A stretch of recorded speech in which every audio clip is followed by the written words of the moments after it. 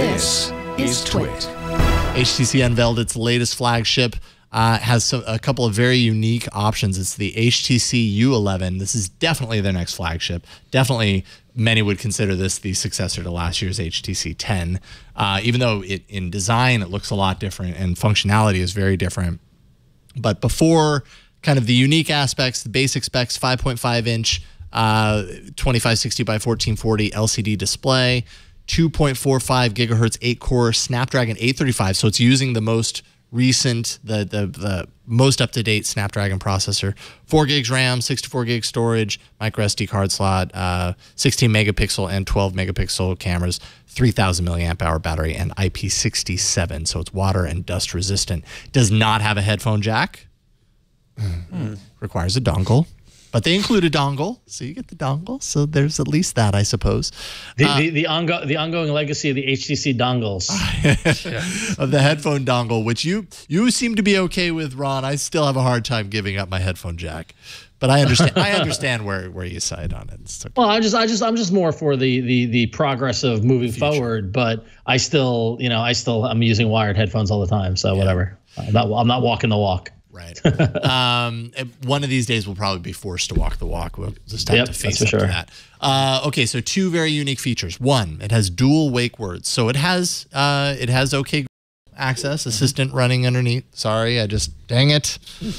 Sorry, I tried to filter myself, but I didn't do it. It also has Amazon's wake word. There, I filtered that one.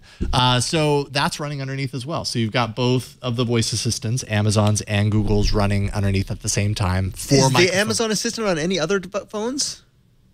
That was something I was thinking about when we were talking about Assistant before. Not sure. Because they're really, the they're Amazon Assistant is pretty capable, and it's being pushed hard. Man, I wonder. I feel like maybe I have heard of it. Yeah, chat room. Work on that like one. On their Fire devices or something. Yeah. Yeah, I mean it's definitely working on. There we go. Huawei Mate 9 had a. Oh, dang it! I said it out loud. I'm supposed to not say these words. It's really hard to not say them. Thank you, Wade County. Huawei Mate 9 had it. So I guess that could be assumed that it had both as well. So anyways, so that's one key feature here. Second key feature is probably what it's known for, is that it has a squeezable frame on the lower half. So if you're holding, like if this is how you hold your phone, you can go on the frame. And if you do a short squeeze, that's going to fire off an action that you determine. Yep. If you do a long squeeze, that fires off a different action that you determine. So you've got two different action points by squeezing the frame. Is this progress? What do you think? I don't even know what to think about. I could see that as kind of being useful. It's actually very natural. That's how you're holding your phone. Like, yeah, totally. I'm going to have a lot of pictures in my pocket. You know what I mean? I like, worry about it be a lot of pocket pictures. Pocket pictures on the squeezing aspect of like when you sit down or whatever. Yeah. It's gonna like, what do you think, Ron? I would like to see some sort of kids app that is associated with it. So when you squeeze it, it goes, "I love you," or like it's like a huggable phone, like that sort of thing. Or it's like a whoopee cushion. Or a whoopee cushion. No, but I think it's neat. I think it's an interaction that we haven't really thought about, and I think that the way we use these, we complain about all the, and HTC is one of the worst offenders, but I know I complain about the lack of innovation in hardware, and that so many phones are anonymous China phone, and HTC kind of led that kind of march with their with the M series, even though I do like the M series a lot, but it got copied by a lot of other a lot of other companies. But I like that they're looking for different ways for us to interact with these devices and have different touch points.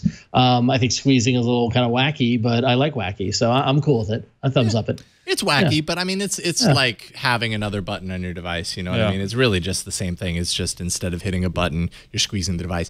Sean in chat says that there is a pocket mode, so the squeeze would not be triggered in the pocket. Okay. So all right, your wishes have been answered. Awesome. Okay, good. So you can get this phone. Good. You're gonna get it, right? That's it. I'm lining up and putting in the order. All right. Well, you only have to pay $649, which is not a bad price. Not a bad price. Yeah. For their, they could have gone the other direction. Some of these flagships come out and it's like, man, you'd had something if it was priced $200 lower. So, right. Pre-order now. Not a bad looking phone. Hopefully we'll get that here in studio and play around with that. Give it a little squeeze Squeeze. Make it our main squeeze. I think they missed the boat of calling it the U11 and not calling it the HTC Squeeze. You certainly would know what you're getting if it was called the HTC Squeeze. Just lean into it. Lean into it. I'm for it. You might as well own it. Yeah. Good job, HTC.